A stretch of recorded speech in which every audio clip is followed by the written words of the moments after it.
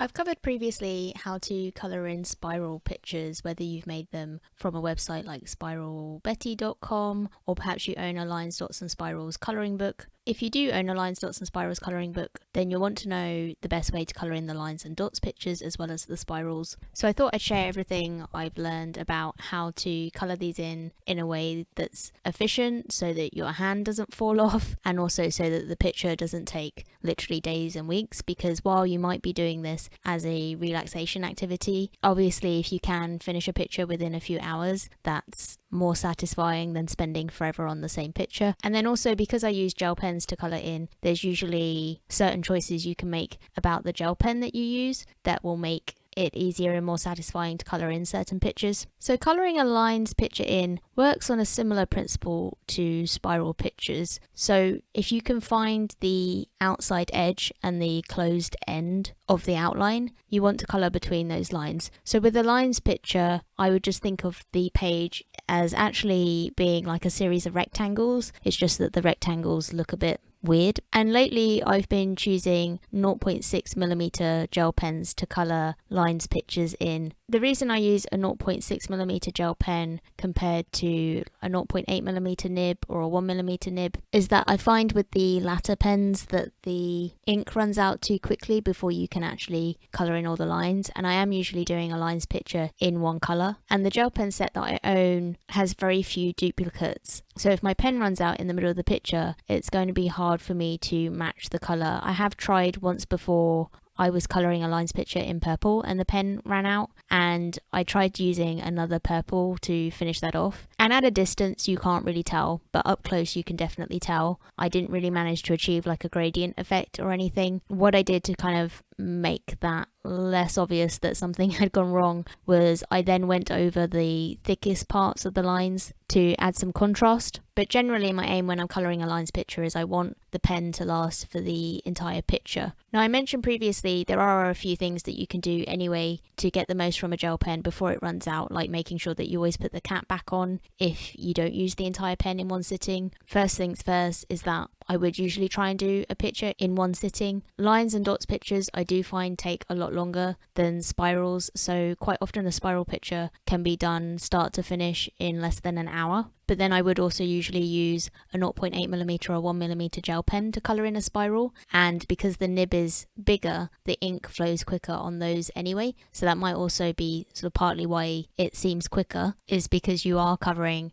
an area of the page quickly. Lines pictures can be quite deceptive because it doesn't look like there's a lot to colour in, but actually you are covering a lot of the page compared to a spiral picture. So if I use a 0.6mm gel pen, the ink doesn't come out very quickly because the nib is quite tiny. So that usually means I can get through a whole lines picture with a 0.6mm pen without it running out. But it also helps if I do things to make sure that the pen doesn't dry out in the meantime, like putting the cap back on and using the pen as soon as possible once it's been opened anyway. So for instance, if you uncapped a gel pen, did half a picture and then left it for 6 months and came back to finish off the picture, you'd probably find that that gel pen, while there was ink left in it, that it's completely dried out in the meantime and it's now useless. So if I start a picture and I can't finish it there and then, I would at least try and finish it as soon as possible, like the next day or at least the same week, to get the most from that pen before it dries out. The other thing I've started to do when colouring lines pictures is actually to colour every other line to prepare for any problems with the pen. So if I get to the top of the page and it very much looks like the pen isn't going to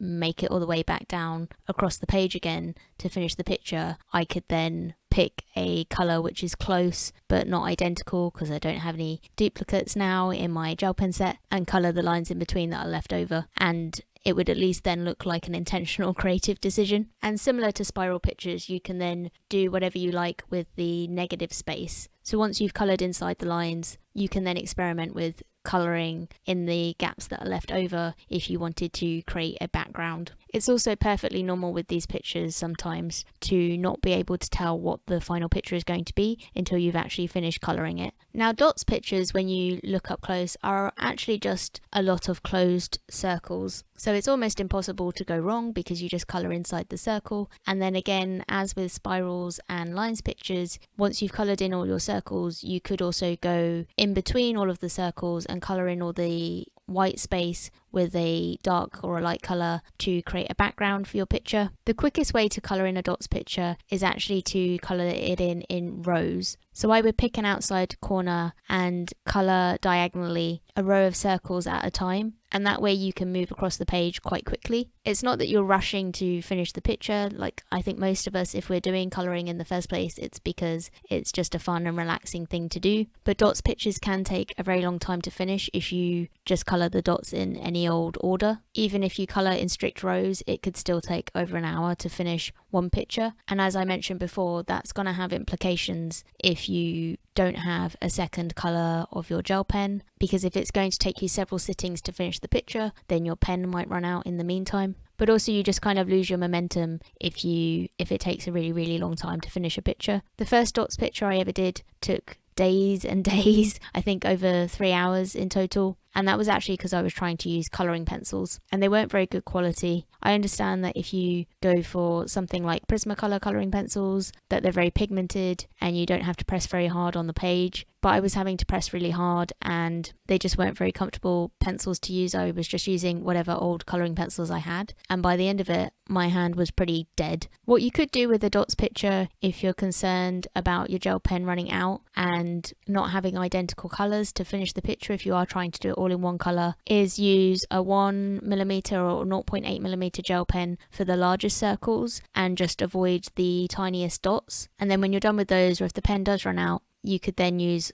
any size nib or like a 0.6mm gel pen to fill in the tiniest circles on the page. And if the colour is slightly different, you just probably won't be able to notice it because those are the smallest dots on the page. Or another thing I did try was to try and do a multicoloured dots picture. Quite often you can't do this because you can't see very well in advance what the finished picture is going to be. But on this occasion I could clearly see an outline of what the finished picture was going to be, and I could see the distinction between like a jacket and a t-shirt and what was meant to be skin and hair. And so I tried to actually colour in those parts in different colours, and it sort of worked at first, and then I was just using lots of leftover pens to colour in a big old mop of hair, so the pens kept running out and basically Harry Styles ended up with about 5 different colours in his hair. But that's all part of it. You can break the rules and experiment to see what effects you're able to come up with. Next, I think I'll be covering various mistakes that I made when I first got a lines, dots and spirals book and started using gel pens. And I'm also going to do a walkthrough of the book that I've got, just so you know what to look for if you did want to buy a lines, dots and spirals colouring book. So like this if you found it useful, and I'll catch up with you in the other instalments. Oh, one last thing I forgot to mention when it comes to the nib sizes actually is if you also enjoy colouring because you actually find it relaxing to